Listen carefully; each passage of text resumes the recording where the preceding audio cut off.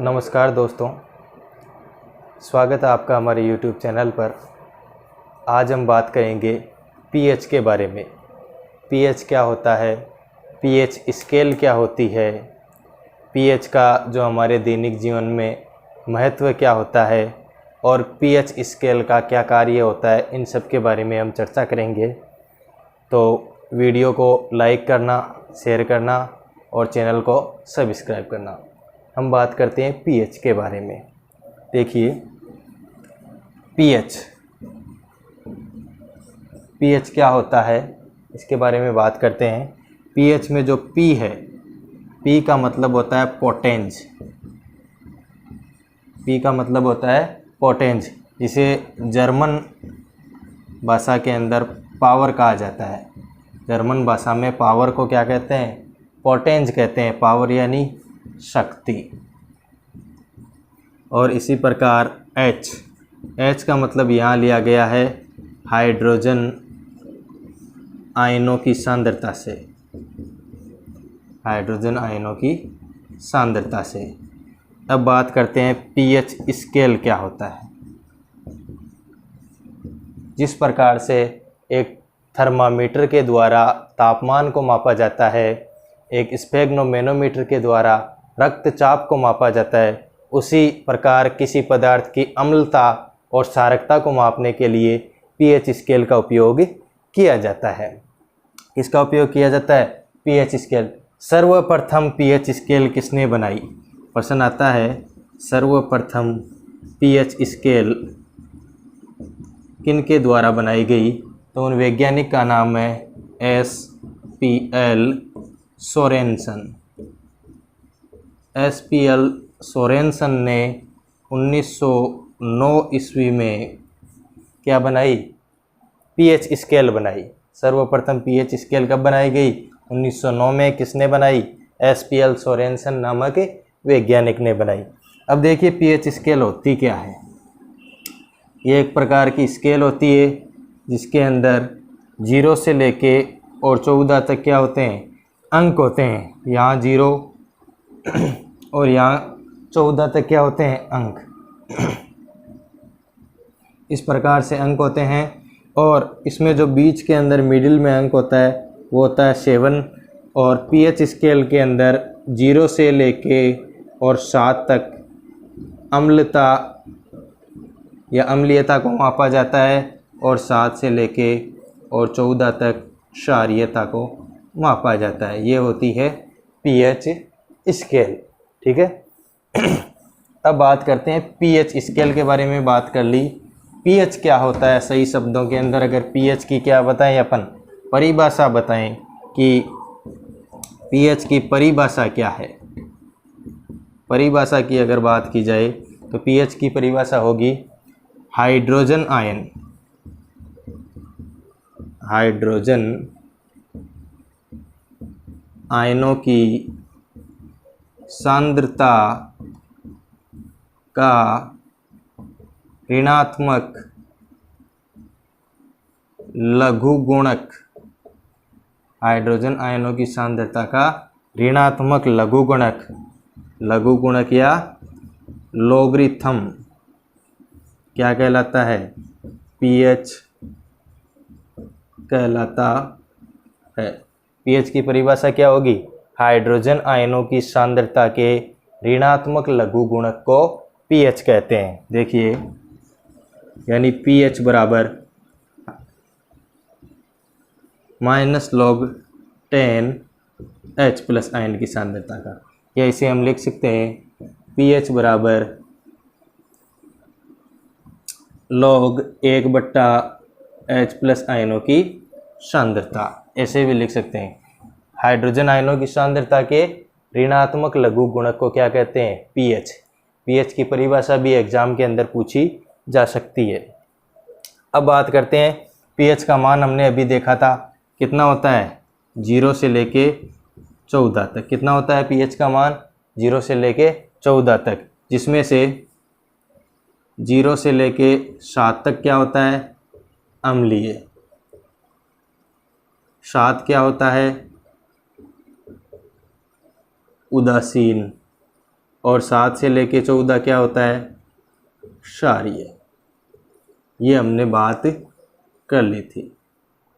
ठीक है, अब बात करते हैं कि जैसे मान लो हमने बोल दिया कि हाइड्रोजन आयनों की सांद्रता के हिसाब से पीएच का निर्धारण होता है। जैसे मान लिए उदासीन कोई पदार्थ है तो उसका पीएच मान किस हिसाब से होगा, उदासीन विलयन के अंदर हाइड्रोजन आयन की सांद्रता होगी लगभग 1 × 10⁻⁷ ग्राम प्रति लीटर, ग्राम आयन प्रति लीटर। कौन से हैं ये, H+। और इसी प्रकार 1 × 10⁻⁷ ही कौन से होते हैं, OH-। अगर OH- और H+ आयन दोनों की सांद्रता कितनी हो, 1 × 10⁻⁷ ग्राम आयन प्रति लीटर हो, तब उस विलयन का पीएच कितना होता है, 7 होता है। कितना होता है, पीएच उसका 7 होता है। और विलयन होता है उदासीन। विलयन कैसा होता है, इसका पीएच कितना होता है, 7, और विलयन होता है उदासीन। अब देखिए हम बात करते हैं कि किस प्रकार से अगर हाइड्रोजन आयनों की सांद्रता बढ़े या हाइड्रोक्सिल आयनों की सांद्रता बढ़े तो पीएच के मान पे क्या परिवर्तन होता है। एक मिनट,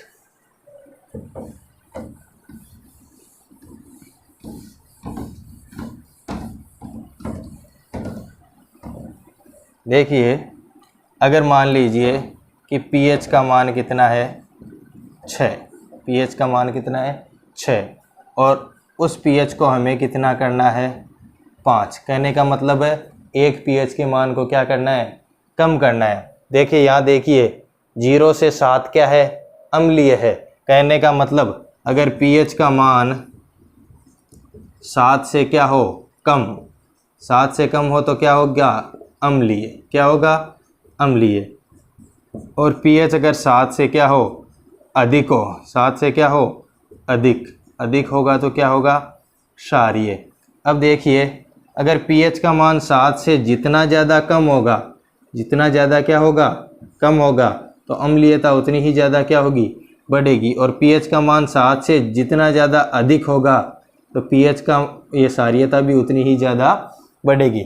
यहाँ देखिए हम बात कर रहे हैं पीएच मान 6 से कितना बनाना है, 5 अगर बनाना है तो हाइड्रोजन आयनों की सांद्रता को हमें कितना गुना बढ़ाना पड़ेगा, H+ आयन की जो सांद्रता है उसको हमें 10 गुना बढ़ाना पड़ेगा। कितना गुना, 10 गुना बढ़ाना पड़ेगा। कैसे, देखिए अगर मान लीजिए पीएच का मान 6 है और 6 पीएच के ऊपर हाइड्रोजन आयनों की सांद्रता है अपने पास 1000, तो अगर पीएच का मान कितना करना है, हमें 5 करना है, तो हाइड्रोजन आयन कितने गुना बढ़ाने पड़ेंगे, 10 गुना बढ़ाने पड़ेंगे। और हमें आयन कितने चाहिए, 10,000 हैं। अगर इस पीएच के मान को कितना करना है, 4 करना है। कितना करना है, 4 करना है।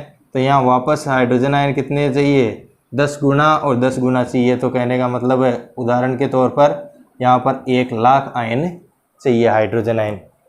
अगर पीएच के मान को 1 बढ़ाना हो या 1 क्या करना हो, कम करना हो, तो हाइड्रोजन आयनों की सांद्रता कितने गुना कम या ज़्यादा करनी पड़ती है, 10 गुना कम या ज़्यादा करनी पड़ती है। यहाँ से 100% बनता है। ठीक है, अब बात करते हैं हाइड्रोक्सिल आयन।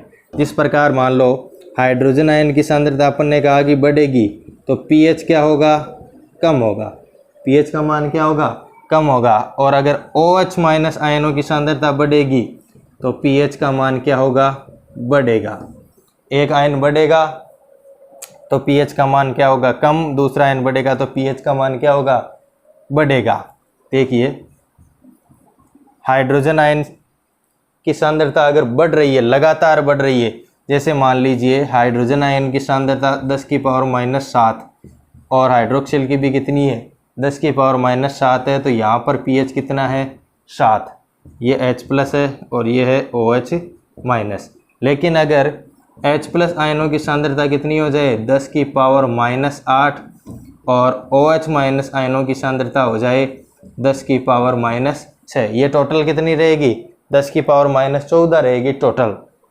तो 8 और 6 हो जाए। अब देखिए यहाँ हाइड्रोजन आयनों की सांद्रता बढ़ रही है या कम हुई, कम हो रही है। हाइड्रोजन आयनों की सांद्रता 10 की पावर -8। माइनस का मतलब क्या हो रहा है, कम हो रही है। यहाँ हाइड्रोजन आयनों की सांद्रता क्या हो रही है, कम हो रही है। तो हाइड्रोजन आयनों की सांद्रता कम हो रही है, तो यहाँ pH का मान कितना होगा, 8। pH क्या हो जाएगा, बढ़ जाएगा। हाइड्रोजन आयनों की सांद्रता कम होती है तो pH का मान क्या होता है, बढ़ता है। एक अन्य उदाहरण द्वारा वापस देखिए। अगर मान लीजिए हाइड्रोजन आयन की सांद्रता है 10 की पावर -6 और हाइड्रोक्सिल आयनों की सांद्रता है 10 की पावर -8, तो 10 की पावर 6 मतलब क्या हुआ, हाइड्रोजन आयनों की सांद्रता बढ़ी। तो हाइड्रोजन आयनों की सांद्रता बढ़ी तो pH का मान क्या होगा, कम, और pH हो जाएगी यहाँ पर 6। यहाँ पर pH का मान क्या हो जाएगा, 6 हो जाएगा। इस प्रकार हाइड्रोजन और हाइड्रोक्सिल आयनों की सांद्रता से pH क्या होता रहता है, परिवर्तित होता रहता है। pH का मान कितना होता है, pH स्केल में 0 से लेके 14 तक। 0 से लेके 7 क्या होता है, अम्लीय। 7 क्या होता है, उदासीन। और 7 से लेके 14 तक क्या होता है, क्षारीय। अब बात करते हैं कुछ दैनिक जीवन में काम में आने वाले उदाहरणों के बारे में। जैसे पहला अपन उदाहरण लेते हैं उदर की अम्लता। उदर यानी क्या होता है, पेट।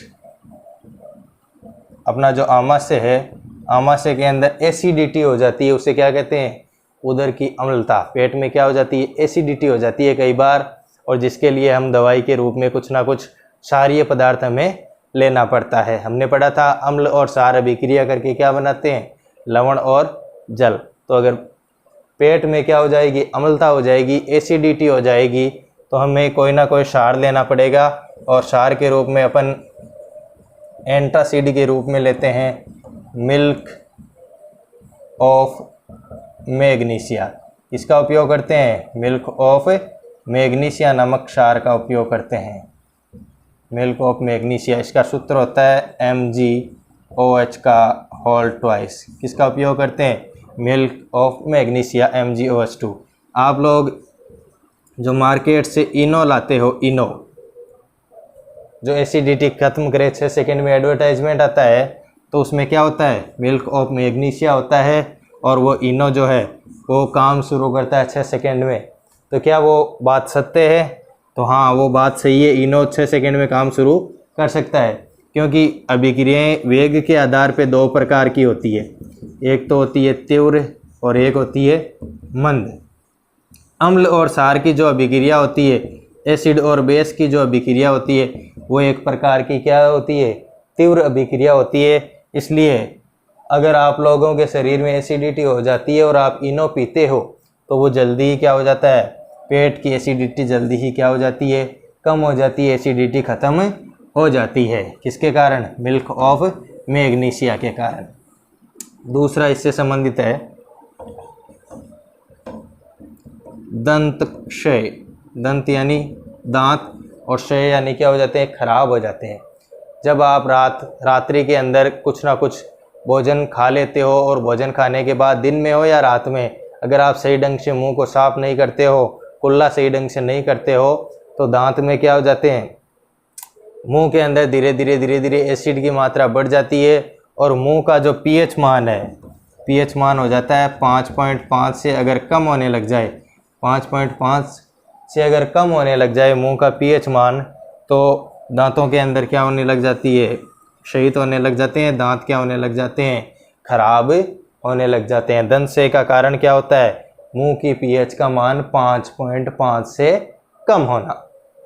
अगला देखिए, इसी प्रकार का है अम्लीय वर्षा, एसिड रेन जिसे कहते हैं, अम्लीय वर्षा।